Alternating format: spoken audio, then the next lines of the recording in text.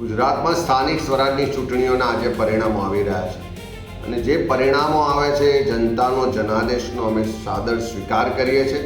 પણ છેલ્લા ઘણા સમયથી જે ભારતીય જનતા પાર્ટીનું કુશાસન, ભ્રષ્ટાચાર ને એની સામે લોકોની જે નારાજગી હતી, જે આક્રોશ હતો, એ આજે મતમાં પરિવર્તિત થયેલો નહીં હોય એવું દેખાઈ રહ્યું છે.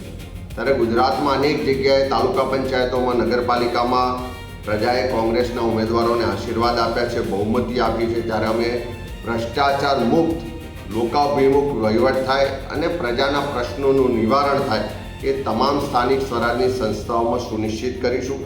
સાથે સાથે જ્યાં અમે વિપક્ષ તરીકે છીએ ત્યાં પણ પ્રજાના પ્રશ્નોને મજબૂતાઈથી ઉઠાવીશું. પ્રજાના જે હક ને અધિકાર છે ક્યાંય પણ છીનવાતો હશે, ક્યાંય પણ કોઈ પ્રજાના ટેક્સના પૈસાનું લૂંટ થતી હશે, વેડફાટ થતો હશે, તો એને રોકવાનું કામ કોંગ્રેસ પાર્ટીનો ચૂંટાયેલો પ્રતિનિધિ કાર્યકર ચોક્કસપણે કરશે.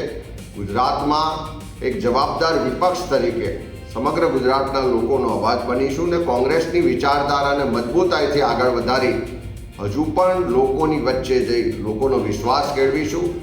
જ્યાં જ્યાં સ્થાનિક સ્વરાજની સંસ્થાઓમાં ગેરવહીવટ થશે, જ્યાં પણ ભ્રષ્ટાચાર થશે, ત્યાં લોકો વતી લડવાનું કામ કોંગ્રેસનો ચૂંટાયેલો પ્રતિનિધિ, કોંગ્રેસનો કાર્યકર કરશે. લોકોના હક અધિકાર માટે, લોકશાહીની રક્ષા માટે અને બંધારણ બચાવવાની લડાઈ કોંગ્રેસની જારી રહેશે. અને ગુજરાતની જનતાએ જે પણ જનાદેશ આપ્યો છે એનો સાદર સ્વીકાર કરીએ છીએ. સૌ અમારા જે લડાઈ કરી તે પોલીસ પ્રશાસનને સરકાર સામે લડ્યા એવા ઉમેદવારોને અભિનંદન આપું છું.